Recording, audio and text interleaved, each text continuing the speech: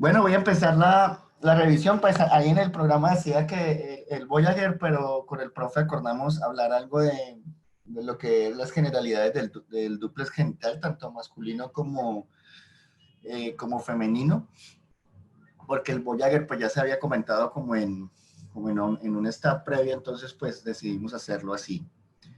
Entonces, pues el ecodúplex testicular tiene una peculiaridad y es que pues en la mayoría de las veces se solicita pues obviamente para hacer una evaluación de la anatomía y de la vasculatura que tiene el órgano genital.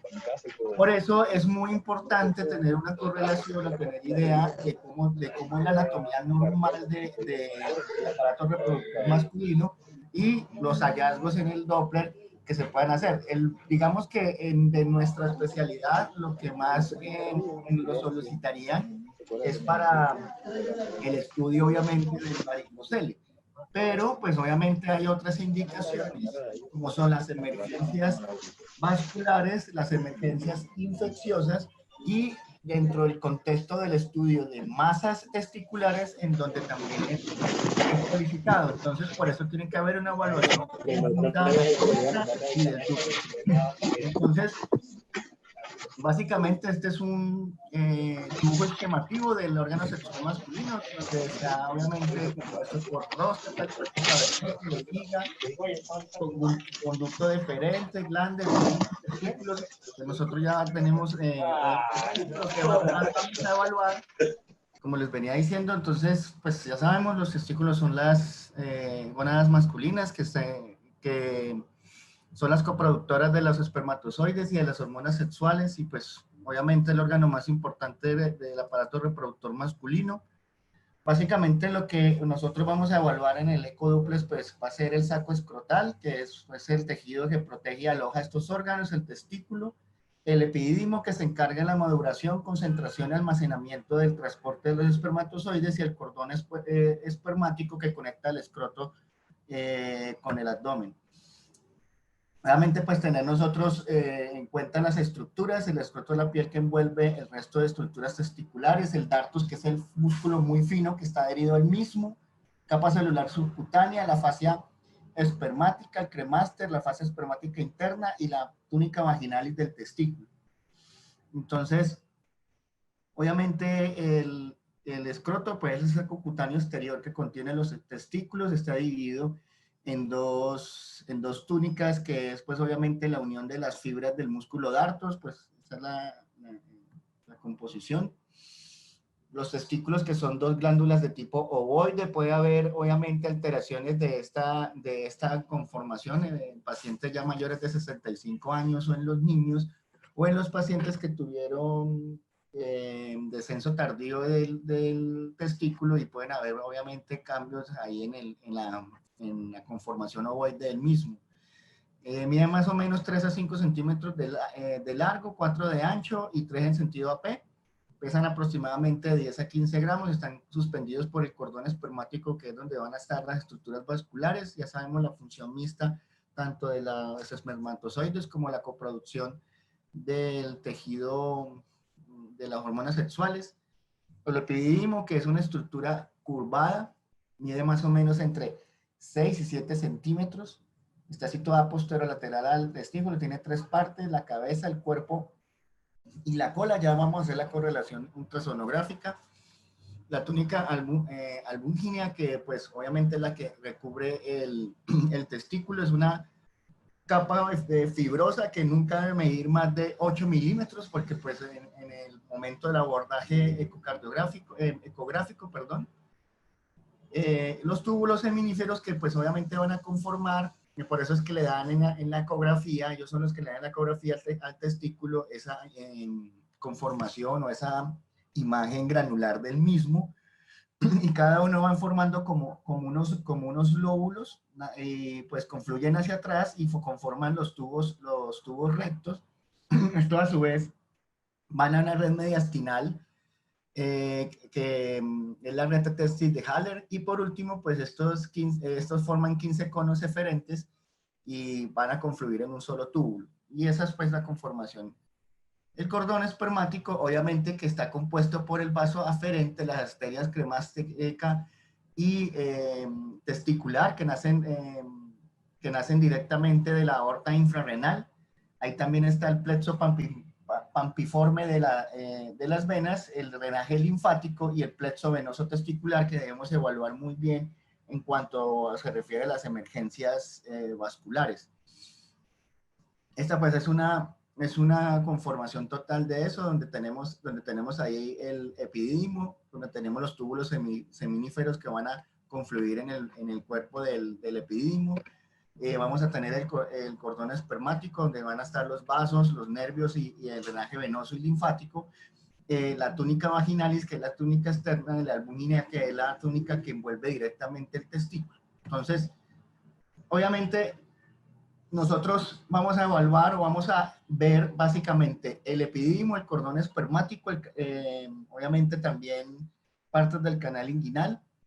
Casi siempre las causas por lo cual se solicitan más el Doppler testicular son el escroto agudo, la emergencia infecciosa, el trauma vascular, la presencia de masas y pues obviamente para la evaluación del varicocele. Entonces, básicamente las dos grandes indicaciones en emergencia son el dolor agudo y la masa testicular. Entonces acá tenemos una representación esquemativa del testículo. Acá pues obviamente lo que vamos a ver es la envoltura. Esta es la capa más externa, esta es la piel y el tejido celular subcutáneo, esta es la túnica vaginalis, que es la capa que está representada acá con esta flecha. La cabeza de flecha representa la túnica albuginea y debajo de ella van a estar los vasos sanguíneos que se van a distribuir de forma centrípeta hacia el testículo. El testículo tiene una ecogenicidad media, tiene un aspecto granular, obviamente por la conformación de los túbulos seminíferos. Y aquí este no es un hallazgo normal, miren que aquí hay una zona amplia de ecogenicidad que corresponde obviamente a un hidrocele, porque la conformación del testículo debe ser esa normalmente, que es la parte que es obviamente un tejido con ecogenicidad media, granular, que no debía haber líquido o escasísimo líquido entre él y la túnica vaginalis. Obviamente aquí está la distribución centrípeta que tiene tanto los vasos arteriales y venosos del testículo. Y pues obviamente también vamos a tener la capa mediastínica que está representada aquí con este halo de más alta ecogenicidad que pues divide también al testículo. Entonces pues más o menos esa es como la conformación o la parte anatómica del mismo. Miren acá, por ejemplo, esta es la evaluación del epidídimo, que obviamente es como que rodea al testículo, es un poquito, la ecogenicidad es un poquito más baja, la del epidídimo. El asterístico pues representa la cabeza, el cuerpo está representado por las cabezas de flecha y la cola pues obviamente está representada por la flecha completa que está acá. Miren que le rodea aquí. Aquí normalmente uno tiene que maniobrar para ver el apéndice testicular que correspondería a una estructura que estaría más o menos en esta zona y que pues obviamente también puede ser susceptible a las torsiones. Entonces, fíjense acá pues obviamente ya la anatomía normal de esto, ya comenzamos obviamente a hacer la evaluación del Doppler, donde está la distribución centrípeta de la arteria y la vena, el aspecto granular del testículo. Obviamente aquí pues se van a ver algunos halos ecogénicos más altos que son pues obviamente correspondientes a tejido graso, ¿sí? que puede estar dentro del epidídimo y al mediastino del testículo, que es un hallazgo normal. Obviamente para no confundirlo obviamente con alguna normalidad. De hecho, de lo que pude revisar en la charla, lo más anormal que uno puede encontrar en el testículo casi siempre se ve con una hipoecogenicidad. Son muy pocas las lesiones que dan una ecogenicidad alta en el testículo. De eso serían las microcalcificaciones, que hay que seguirlas cada 6 meses porque pueden representar el inicio de un proceso infeccioso granulomatoso o puede tener implicaciones en neoplasias. Por eso es que cuando uno encuentra microcalcificaciones, o sea, puntos hiperecogénicos dentro del testículo, pues uno tiene que tener cuidado a eso. Entonces...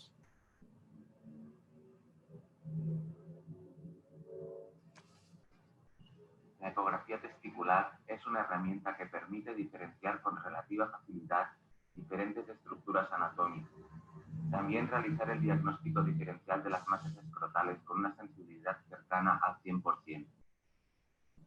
En la ecografía testicular normal podemos distinguir de forma clara el testículo, la capa parietal y visceral de la túnica vaginal que recubre el testículo como una única membrana y de parte del epididio.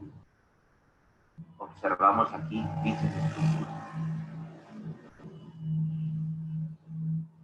Aplicando la técnica de Doppler se puede observar la vascularización de la zona testicular. Se ven aquí debajo de la túnica albuginea, obviamente se distribuyen los vasos sanguíneos y después tienen esa configuración centrípeta. Hipoecogénico que corresponde al líquido libre. Este líquido libre se halla entre la capa visceral que recubre el testículo y la capa parietal de la túnica vaginal. Se puede observar de forma clara en esta fotografía. Si aplicamos el Doppler, podremos apreciar un ligero aumento de vascularización en la zona testicular sin que ésta fluya hacia la zona hipoecogénica.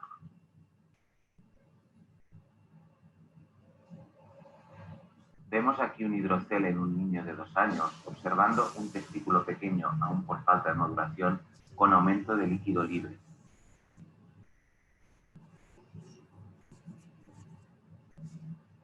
En esta fotografía podemos apreciar la diferencia entre un teste normal y un hidrocele con la presencia de líquido libre.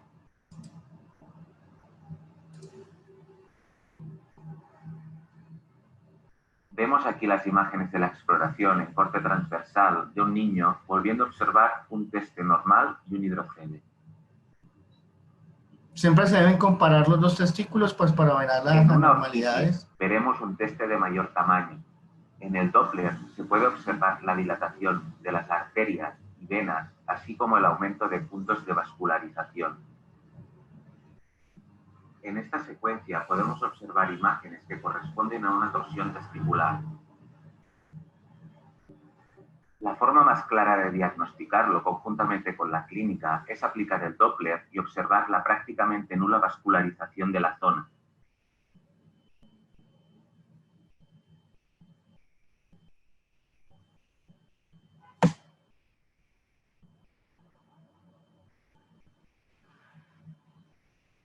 Vemos aquí un quiste de cordón. En el ángulo superior derecho de la imagen observamos el epidídimo junto con una gran imagen hipoecogénica que corresponde a una colección de líquido bien delimitado. Casi siempre todas, con respecto al Doppler, siempre va a estar debajo de la túnica albuginea, como yo ya lo he mencionado, y hacia el centro no se va a ver tanto. Obviamente uno tendría que mejorar, disminuir la ganancia del modo B, disminuir el PRF, aumentar la ganancia del color y vería obviamente la vasculatura, pero lo normal es que uno vea esa distribución centrípeta. Obviamente la técnica es primero realizar una exploración clínica en el paciente para detectar anormalidades. Luego el paciente se coloca en decúbito supino, se eleva el escroto con una toalla sobre los muslos y se coloca el pene sobre el abdomen del paciente. Y obviamente se le hacen las preguntas básicas sobre si ha sentido alguna anormalidad o no dentro de su órgano genital. Obviamente el transductor que uno utiliza es uno lineal de 7.5 a 10 MHz, por lo que es un tejido superficial para obtener obviamente una mejor resolución en las imágenes del modo B. Siempre se evalúa en el plano longitudinal y transversal y obviamente con el Doppler. Entonces, pues las emergencias vasculares que se pueden evaluar, pues obviamente está la torsión testicular, básicamente es su prevalencia es más o menos puede llegar a ser tan alta como en el 15% de los adolescentes pueden tener en algún momento algún grado de torsión testicular. La clínica básicamente es dolor agudo, náusea y vómito. Pues resulta de la torsión del cordón espermático, que lo que va a hacer es simplemente impedir el drenaje venoso y el aporte arterial. Ellos describen que el factor más importante es una malformación que se llama Bell-Kliper, que es una deformidad por la cual la túnica vaginalis, que es la parte externa, envuelve completamente los testículos, el epididimo y el cordón espermático de forma distal. Entonces, obviamente, pues uno primero que todo debe tener en cuenta el espectro del Doppler, básicamente el espectro de las arterias del testículo es un espectro de baja resistencia. Básicamente ellos lo describen con una resistencia de 0.7. Podemos tener también este cambio en el espectro y un aumento de la congestión tanto arterial como venosa, que nos puede reflejar obviamente un fenómeno inflamatorio activo, y pues obviamente ya los cambios que se pueden dar a nivel del aporte sanguíneo. Entonces nosotros podemos tener torsiones tanto parciales como completas. Entonces, obviamente, uno siempre tiene que evaluar los dos testículos. Uno ve que, por ejemplo, sobre uno ya aprecia una circulación asimétrica. Este tiene circulación. Miren que aquí ya en el testículo izquierdo usted ya no aprecia a los mismos parámetros del dúplex color, no aprecia circulación. Puede ser una circulación parcial. Esto nos va a indicar, obviamente que no está completa porque aún podemos visualizar vasos.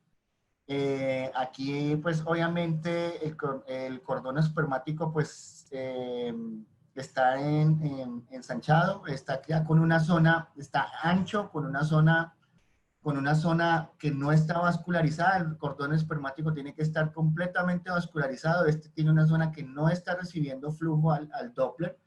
Uno lo que va a ver, obviamente, en el espectro es una inversión de la diástole, que se aprecia acá, un aumento de la resistencia, y pues obviamente zonas posteriores de un flujo parvus et tardus que pueden obviamente tener, esto es lo que implicaría tener una torsión testicular parcial.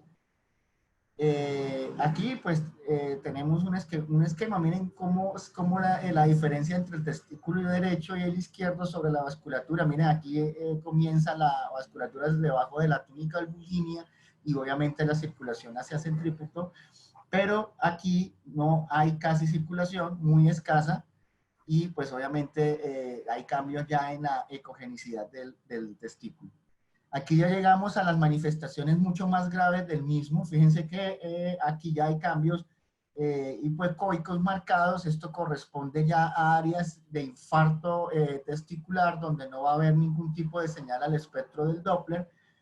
Y pues aquí también tenemos una imagen. Este es el epididimo, el testículo, y aquí tenemos, si podemos apreciar, el apéndice testicular, donde se le pone el Doppler. Aquí hay flujo acá, pero aquí no hay flujo. El apéndice testicular también es susceptible de tener torsión y de infarto, que uno tiene que evaluar al momento de un paciente dentro del contexto de un dolor testicular agudo, del escroto agudo que tienen ahí.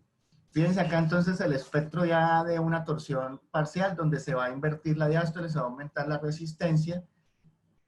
Miren acá una representación mucho más clara donde está el cordón espermático, llega hasta aquí, y sobre la túnica albuginea no se aprecia circulación y mucho menos en el testículo. Y fíjense aquí ya cambios en la ecogenicidad que va indicando ya zonas de posible infarto testicular.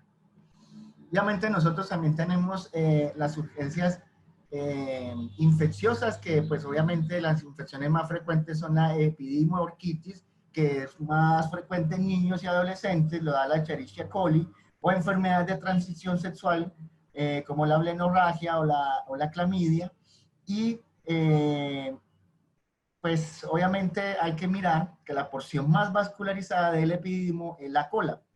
¿Qué es lo que nosotros vamos a comenzar a ver inicialmente? Cambios, ecogenicidad mixta del testículo con baja resistencia de las arterias testiculares y una congestión venosa marcada, y pues obviamente también una hipervascularización pronunciada del epidídimo.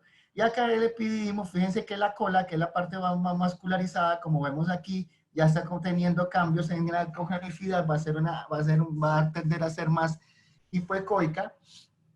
Fíjense ya cómo si el proceso avanza y si la orquitis avanza, se van a formar abscesos. Esto ya es un absceso, un tejido coalescente con distintos espectros del modo B, zonas hiperecogénicas a zonas hipoecogénicas. Y obviamente cuando uno le pone el Doppler, todo lo que está alrededor va a estar congestivo, las arterias van a estar con baja resistencia, anchas, pero ya dentro del absceso nosotros no vamos a tener señal Doppler, o la señal Doppler va a ser muy diferente y muy escasa con respecto a la periferia. Obviamente la orquitis es muy rara, pero pues uno lo que va a ver es pues un testículo aumentado de tamaño de forma importante, con halos hipoecoicos y hiperecoicos, y fíjense acá casi que completamente lleno al momento de colocar el Doppler, total y absolutamente congestivo, y pues obviamente con vasos de baja resistencia arterial y con congestión venosa importante. El trauma, pues obviamente es, pues como para nosotros tenerlo referenciado, básicamente lo que uno va a ver es un halo, es una región o un halo hipoecogénico o más hipoecogénico que el resto del tejido escrotal, y obviamente va a tener el antecedente. También está la ruptura, que se ve muy similar como está acá. Fíjense que en la ruptura también hay una hipoecogenicidad, pero lo que más se resalta es la discontinuidad de la túnica albugínea, que es un halo hiperecogénico que no debe medir más de 8 milímetros. Y fíjense que aquí ese halo está discontinuo y obviamente va a haber una región de menor ecogenicidad en el testículo. Obviamente este es un trauma mayor testicular, donde toda esta zona ecogénica es un hematoma que ha obviamente disminuido el tamaño del testículo. El testículo está acá y pues obviamente se ve ampliamente la diferenciación.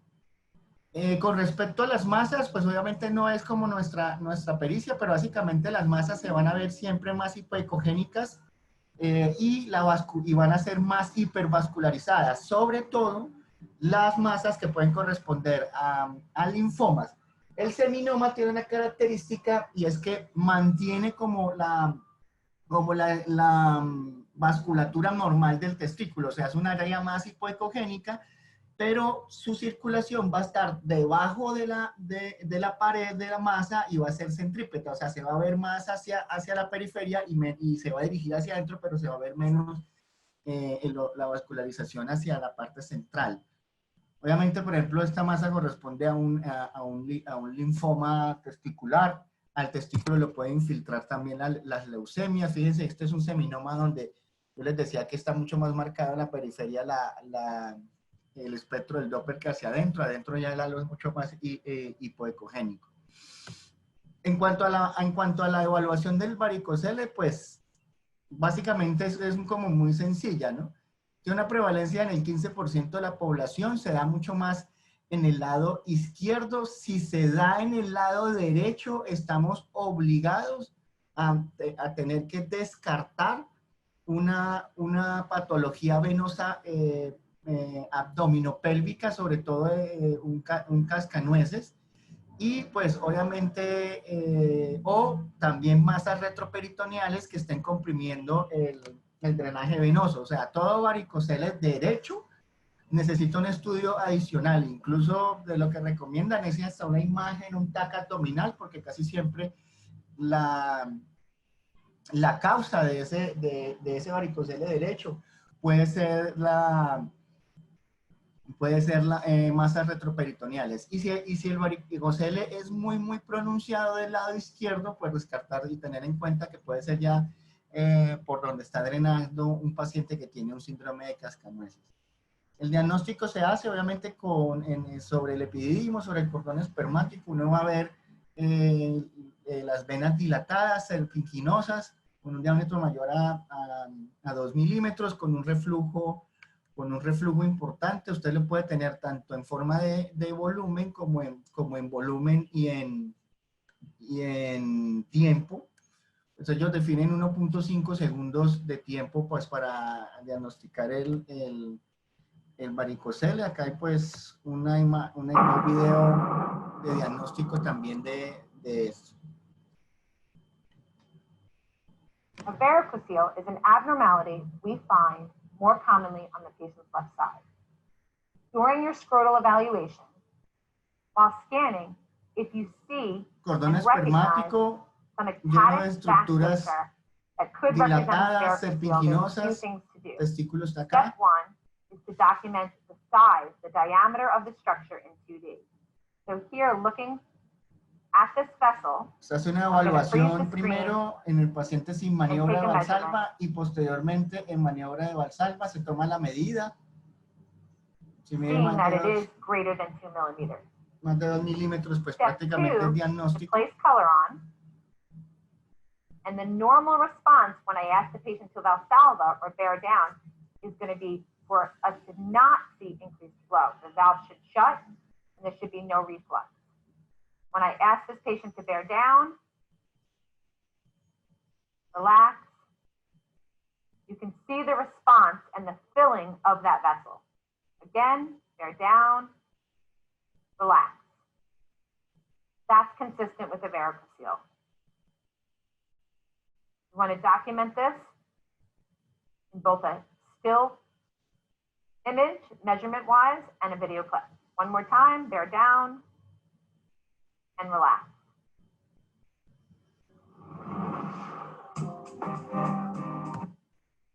Bueno, esa era con respecto a la parte masculina. Con respecto a la insuficiencia venosa pélvica femenina, pues nosotros ya hemos hablado ampliamente del tema, pero pues obviamente dentro de la última guía que salió el año pasado, ampliamente discutida en el servicio, tenemos pues obviamente la ecografía. Si uno, de lo que revisé, si uno quiere hacer un examen, además de los síntomas pélvicos de una mujer en edad reproductiva, uno tiene que tener también un elemento clínico adicional que son los puntos de fuga, tanto abdominales y sus causas también, como el síndrome de cascanueces o el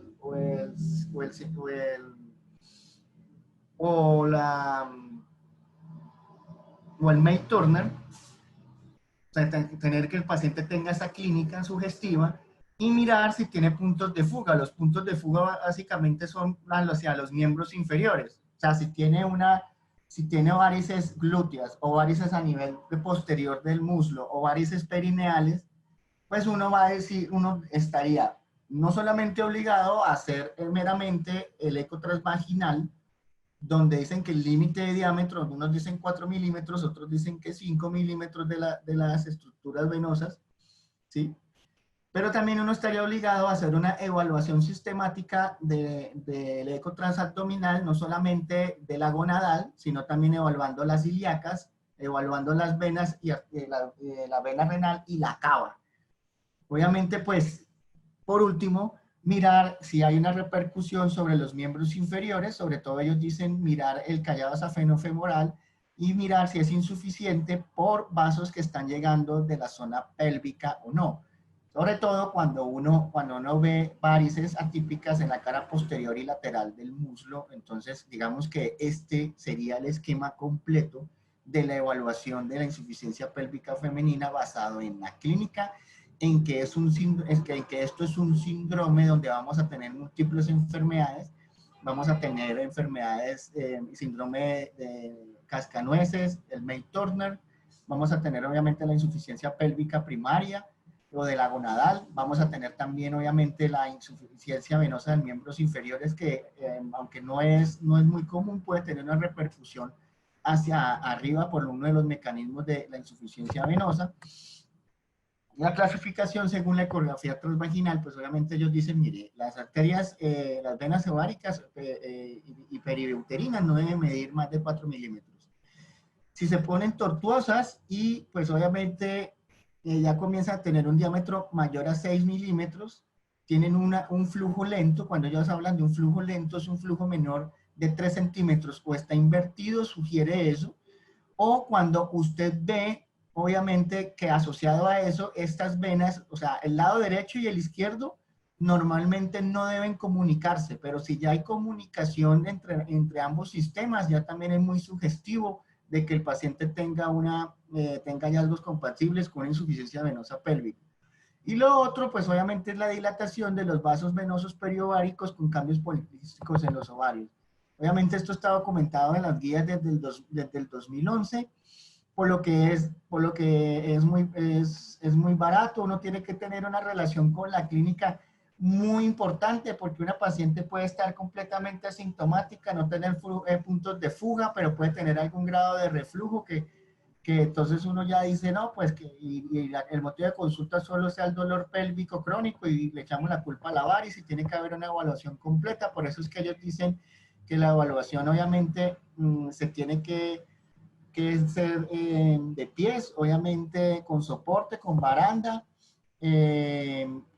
El paciente obviamente se le tiene que evaluar. Mira, por ejemplo, esta paciente tiene unas varices atípicas con un traductor lineal mayor a 7 MHz, y pues obviamente la insuficiencia se hace sobre las venas perineales, vulvares, glúteas, epigástricas, mirando los puntos de fuga, y aquí el criterio de insuficiencia es que ese reflujo sea mayor a 1 segundo. Obviamente también está la parte del ultrasonido de abdomen. El paciente debe estar en ayunas completamente. ¿Qué se van a evaluar? Las gonadales, las ilíacas y la vena cava inferior. Obviamente la evaluación, pues digámoslo así, ¿qué le dicen a uno? Pues la gonadal del lado izquierdo está paralela a la aorta y va hacia la vena renal izquierda. Y la gonadal derecha va paralela a la vena cava inferior, y pues obviamente su drenaje es en ella misma, ¿sí? La que uno pues va a evaluar más, sobre todo, que pues es la que más se pone insuficiente por su ángulo y su recorrido en la izquierda. Su recorrido es anterior del psoas, de adentro hacia afuera, cruza el uréter a la altura del L4, L5, y pues obviamente finaliza anterior al eje ilíaco y opuesta a la bifurcación arterial. Entonces acá está el ejemplo de lo que uno tiene que, las estructuras anatómicas, ¿sí? Donde uno va a tener la aorta, la arteria renal, la vena renal izquierda, obviamente la mesentérica superior, y pues cómo va el drenaje de la ovárica izquierda.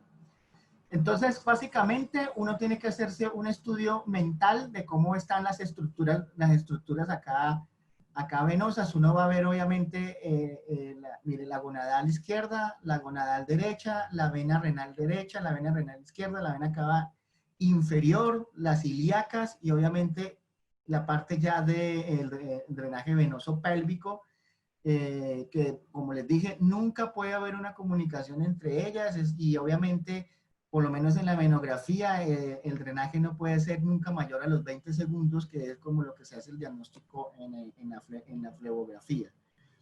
Obviamente aquí comienza pues la evaluación. Uno lo que va a ver primero que todo es mirar la vena cava inferior, que tenga una estructura normal, que tenga un flujo pulsátil bifásico, que cada vez que se va acercando ya hacia la aurícula derecha, pues va a tener un flujo teatroinflexional muy producto de la onda venosa del corazón. Vamos a localizar obviamente la vena renal izquierda, la mesentérica superior, la aorta, obviamente aquí está la cava. Nosotros pues lo que tenemos que hacer es evaluar la velocidad del flujo. Si esa velocidad del flujo, por ejemplo, en este caso, donde uno ya comienza a evaluar la vena renal izquierda que tenemos acá, y obviamente hay una disminución importante de la misma, pues vamos a tener problemas. Entonces, por ejemplo, acá estamos evaluando la región ilíaca. Fíjense aquí cómo en la ilíaca izquierda está la arteria ilíaca derecha, la ilíaca izquierda tiene una compresión, aquí hay una aliasing, está con compresión y obviamente va a haber un aumento de la velocidad que es significativo cuando este se va a dar más del doble. Y obviamente usted ya comienza también a ver que hay colaterales ahí a ese nivel. Obviamente, por ejemplo, ya en la evaluación de la vena renal izquierda, pues usted, aquí está la correlación en el TAC, mire cómo se ve la vena renal, aquí mide más o menos 1 centímetro, que es como su diámetro normal. Acá en esta tomografía se disminuye entre la mesentérica superior y la aorta a menos de 1.5 milímetros, y uno lo que va a ver son primero, pues obviamente cambios en la velocidad, el punto de obstrucción con aumento de la velocidad hasta el doble y posteriormente su desembocadura ya en la vena cava inferior. Entonces uno tiene que tener como una evaluación de todos estos aspectos. Miren acá la evaluación de la gonadal izquierda. Esta no puede ser nunca mayor de los 6-8 milímetros. El flujo de ella tiene que ser anterógrado, nunca tiene que ser retrógrado. Ellos muchas veces tienen que puede estar duplicada como está en la imagen final. Puede haber una duplicación hasta en el 10 al 20% de la población. Y pues obviamente si en las maniobras de Valsalva presentan un flujo retrógrado, pues obviamente el diámetro está mayor a 8 milímetros, uno ya está sospechando que la gonadal está insuficiente. Obviamente también está la evaluación del lado de la gonadal derecha, que como les decía yo antes, pues obviamente va a estar paralela a la aorta. Si uno documenta durante las maniobras de Valsalva un reflujo mayor a 1.5 segundos, pues obviamente uno ya dice que esta está insuficiente o si su diámetro está mayor a 8 milímetros. Entonces, pues hay que tener en cuenta esas cosas. Aquí, obviamente, ya está la evaluación transabdominal y transperineal. Obviamente aquí ve uno los vasos periuterinos, donde están tortuosos, mayores a 6 milímetros. Estos miden 11.5 milímetros ahí, con su correlación con la tomografía y obviamente cómo pasa el reflujo no solamente de un lado a otro, cómo ese contraste demora más de 20 segundos en desocuparse y obviamente va a tener puntos de fuga hacia las extremidades inferiores. Desde aquí la evaluación obviamente de la unión safenofemoral que está insuficiente y esa insuficiencia es causada por vasos perineales, por eso es que tiene que ser la evaluación completa. Miren acá obviamente la evaluación perineal, que no solamente se da por el tiempo del reflujo retrógrado, sino también por el volumen. La velocidad de estas venas, como les digo, pues obviamente no tiene que ser nunca mayor de los 10 a 20 segundos. Acá, por ejemplo, llegó a una velocidad de hasta 50 segundos del reflujo retrógrado y una duración del reflujo de hasta 15 segundos se dieron ahí en la parte de las perineales. Entonces, pues obviamente eso me va a hacer sospechar también que pues tiene insuficiencia venosa pélvica o un síndrome de congestión venoso pélvico. Obviamente la evaluación también de las venas de los miembros inferiores. Entonces nosotros lo que vamos a tener básicamente dentro de las venas ováricas es que el reflujo mayor a 2 segundos o un diámetro mayor a 8 milímetros son sugestivas de que están insuficientes. Desde el punto de vista del ultrasonido intravaginal, pues obviamente nosotros lo que vamos a ver son las venas y las arterias periováricas y periuterinas. Miren que los plexos no suelen estar unidos, miren que los puntos de fuga del mismo son hacia las ilíacas y hacia los miembros inferiores, por eso es que el estudio debe ser completo, tanto del síndrome de cascanueces como de síndrome de May-Turner o una insuficiencia venosa de los miembros inferiores, que es más rara, pero que puede también tornar insuficiente este sistema. Por eso es que la evaluación completa del aparato genital masculino desde el punto de vista venoso tiene que incluir abdomen y miembros inferiores. Acá está esquemativo, pues lo que ya hemos visto anteriormente. Y pues obviamente en el ultrasonido, ¿qué es lo que vamos a ver? Pues que las venas pélvicas, ¿sí? Van a tener van a ser, nos dicen 5, otros dicen más de 4, pero lo que sí se ve son dos cosas. Primero, que la velocidad, que sean tortuosas mayores a 4 milímetros, que el flujo lento de base sea menor a 3 segundos, ¿sí? Que el flujo Doppler se ausente o incluso se vuelva reverso con el Valsalva y que a la vez haya pérdida de la fasicidad del mismo. Y también sugiere mucho dilatación venosa alrededor de unos ovarios que estén poliquísticos. Obviamente, pues estos son unos factores que nos van a ayudar, a tener eso. La sensibilidad de la especificidad depende mucho del observador. Y pues obviamente la mayor conclusión es que uno debe evaluar todo. O sea, uno tiene que evaluar vena cava, o sea, mirar si está normal, abierta, si su drenaje está normal en el corazón, evaluar la renal izquierda, evaluar las ováricas que no estén dilatadas, sobre todo si tengan más de 8 milímetros de dilatación o más de 2 segundos de flujo reverso en las maniobras de la Valsalva.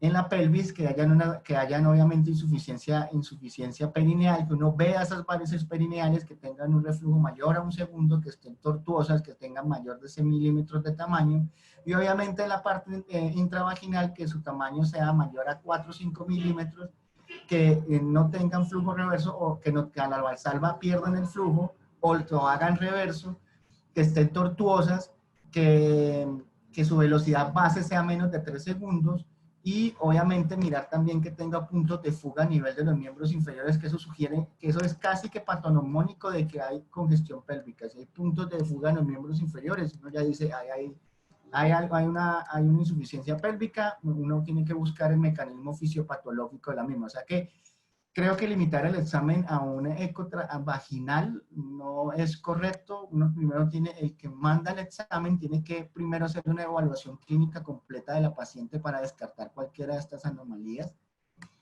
Obviamente, pues aquí esquemativamente en un anexo cómo están dilatadas, esto ya pues prácticamente hace el diagnóstico. Miren aquí periuterinas cómo están de extremadamente dilatadas, con un flujo lento, con un flujo retrógrado, pérdida de la fasicidad. Y pues esto era lo que les quería mostrar. Pues yo sé que son las 7:50, pero no me demoré mucho en la charla. Creo que, sobre todo en la insuficiencia pélvica femenina, el examen completo, o sea, el protocolo completo debería ser con abordaje transabdominal, perineal, intracavitario vaginal. Y si uno clínicamente ve los puntos de fuga de los miembros inferiores, evaluar también la parte de los mismos. Muchas gracias por su atención.